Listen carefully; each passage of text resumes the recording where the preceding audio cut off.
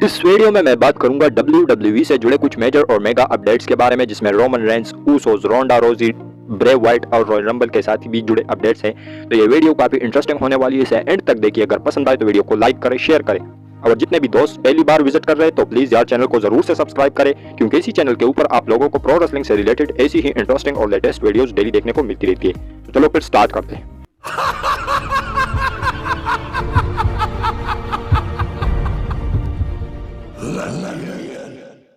तो सबसे पहले हम बात करेंगे एक क्विक अपडेट के साथ, जो कि जुड़ा हुआ है टॉक्सिक अट्रैक्शन से। तो जैसा कि आप सब लोगों को पता है कि NXT में एक फैक्शन है जिसको लीड कर रही है मैंडी रोज, जिसका नाम है टॉक्सिक अट्रैक्शन।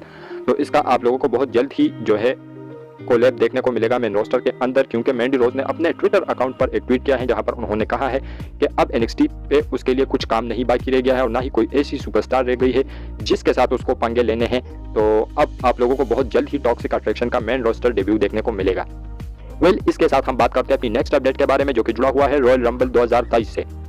तो अभी से कुछ समय पहले आप लोगों को मैंने एक अपडेट दी थी कि WWE कुछ इस तरीके से प्लान कर रही है कि आप लोगों को साल 2023 का रॉयल रंबल जो है वो 40 मेंस और 40 वुमेन्स रॉयल रंबल देखने को मिलेगा। लेकिन अभी इसके ऊपर एक अपडेट निकल के सामने आई है, और वो ये है कि स्टिल WWE उसको लेकर प्लान्स कर रही है, कंसिडर कर रही है 40 मेंस और 40 वुमेन्स के रॉयल रंबल को। और आने वाले कुछ हफ्तों में आप लोगों को इसके बारे में बिल्कुल साफ पता लग जाएगा कि WWE का रॉयल रंबल को लेकर क्या प्लान्स है। तो अभी जो अपडेट निकल के सामने आई है वो ये है कि स्टिल WWE टॉक्स में है रॉयल रंबल के बारे में। इसके साथ हम बात करते हैं अपनी नेक्स्ट अपडेट के बारे में, जो कि जुड़ा हुआ है रोंडा रोजी से। तो जैसा कि आप सब लोगों को पता है कि रोंडा रोजी स्मैकडाउन की वुमेन चैंपियन है, तो ऐसे में वो काफी बोरिंग लग रही है बहुत सारे फैंस को। ये मैं नहीं कह रहा हूँ, बल्कि ये फैंस का बिलीफ है।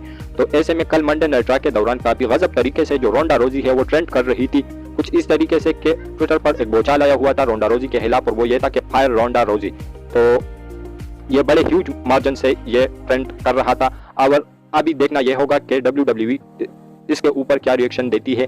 मुझे तो नहीं लगता, क्योंकि जो ट्रिपल एच है वो स्टिल WWE के क्रिएटिव हेड है, तो ऐसा कुछ गलती वो नहीं करने वाले हैं। लेकिन मुझे आप लोग कमेंट सेक्शन में ये बात जरूर बताओ कि क्या आप लोग रोंडा रोजी को फायर होता हुआ देख सकोगे या नहीं। इसके बारे में अपनी राय नीचे कमेंट सेक्शन में दीजिए। इसके साथ हम बात करते हैं नेक्स्ट अपडेट के ऊपर, तो ये जुड़ा हुआ है रैंडी ऑर्टन से।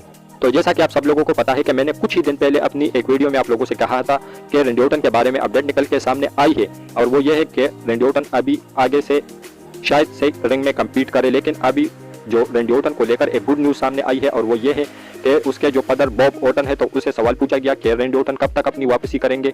तो उन्होंने कहा कि मैं तो डेली रैंडी ऑर्टन के साथ नहीं मिलता, लेकिन वीकली बेसिस पे मैं मिलता हूं, और मुझे ऐसा लगता है उसकी सिचुएशन को लेकर के वो किसी भी टाइम अपना रिटर्न कर सकते हैं। यानी इससे क्लियर यह अंदाजा लग रहा है कि जो रैंडी ऑर्टन के साथ सिचुएशन है वो काफी ठीक ठाक है, और काफी जल्द ही वो हमें देखने को मिलेंगे, और क्यों ना वो जगह रॉयल रंबल ही हो। तो रैंडी ऑर्टन के फैंस के लिए काफी गुड न्यूज है।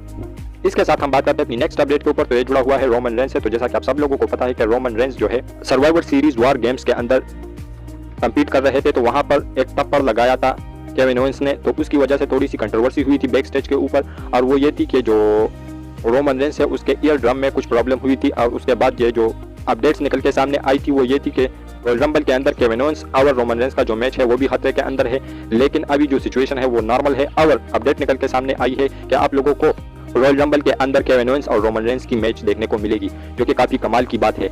और रोमन रेंस इस तरह के टप्पर से केविन ओवेंस पर काफी भड़क भी गए थे बैक स्टेज के ऊपर। लेकिन बात यह बताई जा रही है कि जो केविन ओवेंस है उसके बाद रोमन रेंस और उसकी जो सिचुएशन है वो 20 मिनट बाद फिर से नॉर्मल हुई थी, क्योंकि रोमन रेंस एक प्रोफेशनल रेसलर है और वो काफी प्रोफेशनल बंदे हैं, तो उसकी तरफ से ऐसा कंट्रोवर्सी का आना काफी दुख वाली बात है। लेकिन फिर भी चलो चीजें ठीक है। और हाँ, रोमन रेंस को लेकर मेन इवेंट, इस वीडियो के मेन इवेंट के अंदर भी एक ब्रेकिंग न्यूज है, तो उसके लिए वीडियो के साथ चिपके रहना। इसके साथ हम बात करते हैं अपनी नेक्स्ट अपडेट के ऊपर, तो ये जुड़ा हुआ है ऊसोस से। तो जैसा कि आप सब लोगों को पता है कि ऊसोस ने इन रिसेंट टाइम में WWE के अंदर काफी रिकॉर्ड्स कायम किए हैं, और वो बन गए हैं लॉन्गेस्ट WWE के टैग टीम चैंपियंस। तो ऐसे में बताया जा रहा है कि उसके साथ जो अनडिस्प्यूटेड टैग टीम टाइटल्स है उसको जल्द ही आप लोगों को एक साथ करने वाली है WWE, क्योंकि ऐसा बताया जा रहा है कि WWE आने वाले कुछ हफ्तों में ऊसोस के लिए एक स्पेशल प्रेजेंटेशन रखेगी, जहां पर WWE अनाउंस करेगी नई टाइटल्स को, और आप लोगों को 4 के बजाय 2 टाइटल्स देखने को मिलेंगे ऊसोस के साथ, और उसका कलर भी ब्लैक बताया जा रहा है। और हाँ, ये बात भी बताई जा रही है कि ये जो टाइटल्स हैं वो रोमन रेंस ऊसोस को गिफ्ट करने वाले हैं। तो भाई ऊसोस के लिए काफ़ी बड़ी न्यूज़ है और ऊसोस के फैंस के लिए भी काफ़ी गुड न्यूज़ है। फिर इसके बारे में आप लोग क्या कहोगे कि WWE ये टाइटल कब तक लाएगी और कब तक इसे मेन रोस्टर के अंदर एग्जीक्यूट कराएगी। इसके साथ हम बात करते हैं अपनी नेक्स्ट अपडेट के ऊपर। तो ये जुड़ा हुआ है द फिंड ब्रे वाइट से। तो जैसा कि आप सब लोगों को पता है, फिंड तो नहीं बोलना चाहिए लेकिन मेरी आदत सी बन चुकी है तो इसलिए मैं फिंड ब्रे वाइट कहता हूं, तो उसे इग्नोर करना।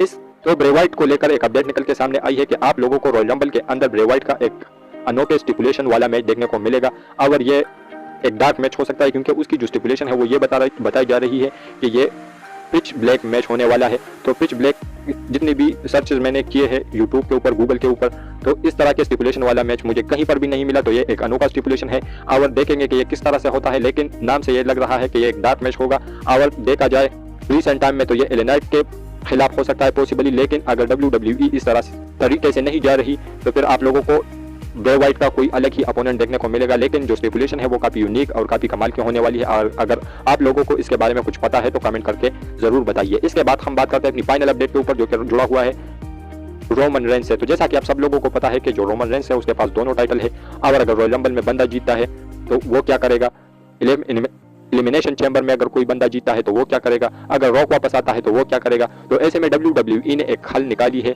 इसके लिए और वो ये है कि ज़ेरो न्यूज़ की तरफ से अपडेट निकल के सामने आई है और वो ये है कि आप लोगों को रोमन रेंस दोनों नाइट पर रसल करते हुए नजर आएंगे और दोनों नाइट पर वो मेन इवेंट करने वाले हैं।